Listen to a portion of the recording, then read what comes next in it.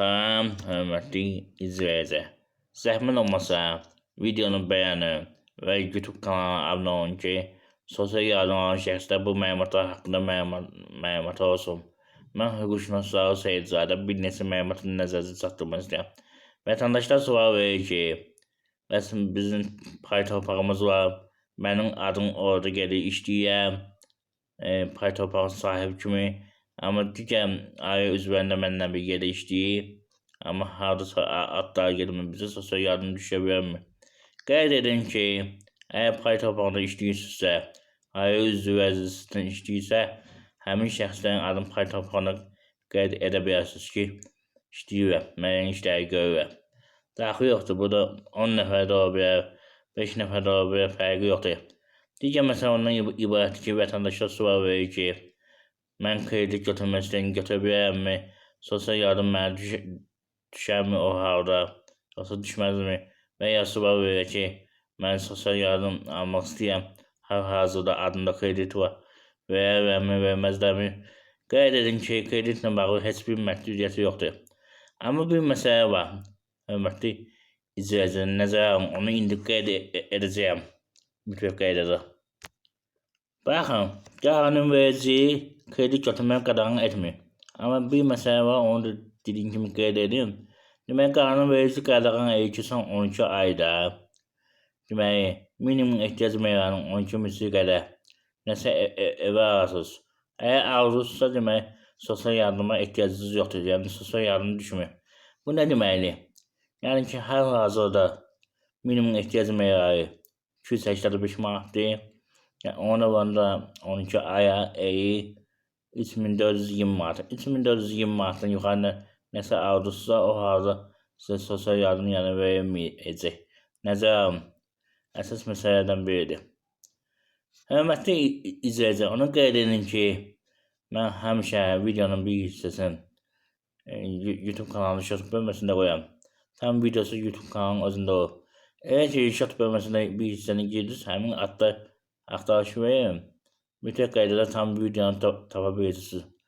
Eyni zamanda vətəndaşlar sual verir ki, bəs sosial yardım vermək üçün yoxlama gəlib biz evdə olmaşıq. Necə olacaq? Qeyd edin ki, adətən belə bir halda gəlirlər, adamı evdə tapmayanda imtina verirlər. Siz imtinanın cavabını gözləməlisiniz və təzədən müraciət etməlisiniz. Mütləq qaydada bu belədir. Yəni təzədən müraciət etmək lazımdır. Eyni zamanda onu qeyd edin ki, artıq 7-ci ayın 2025-ci ildən yəni sosial yardım alan şəxslərin ailəsində kimin evində 1 yaşından az olan uşağı varsa 1 yaşına qədər ola artıq 140 manat pul alacaq. Yəni yardım, hörmətli izləyicilər, nəzərə alın. Bu da bir mütləq qaydadadır. Eyni zamanda digər məsələ var. Digər məsələ ondan ibarətdir ki, Azərbaycan vaxtı 7-ci ayın 1-dən 2025-ci ildən yeni tarifə müəyyənləşdirəcək.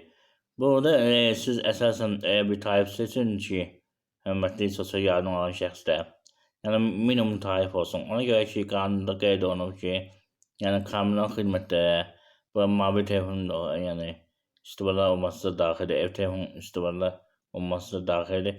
Eyni ki, qaz, su, işıq bir yerdə, hamısı bir yerdə, internet bir yerdə, adam başı 40 manat 60 köpüklə öyrən keçməsin. Nəzərə alın. Daha düzünü belə deyələ, həmin o 285 manatın 15% verin, 15%-ni keçməsin. Səhv eləməsə, eləməlidir, deməli, 40 manat 60 köpük səhv eləməlidir, yoxsa 42 manat, nəsə belə bir şey eləməlidir. Yəni, həmin o 285 manatın 15%-ni keçməyim.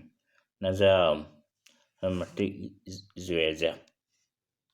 Eyni zamanda onu qeyd edin ki, hörmətli izləyicilər, bir evli şəxs olan kimi, ev arabasında olan şəxs kimi artıq birinci qrupaya və qulluq edən şəxslərə 120 manat pul verəcək. Bu da yəni sosial yardımın azaldılmasına gətirib çıxarılacaq. Nəzərə alın. Bu vaxta qədər 100 manat idi, indi 20 manat da artdılar. Burada gelende siz sosyal yardımcı müracaat ettiğiniz zaman yani esas verecek ki belediye azaltsınlar. Aynı zamanda o bizim orada gelir arttığına göre yeniden azalıyor. Hatta belediye sosyal ödenişler de artır. Sosyal muavinette. Ona göre içinde ailenin geliri artır. Azaldır. Nəzərə al. Bir məsələ də budur.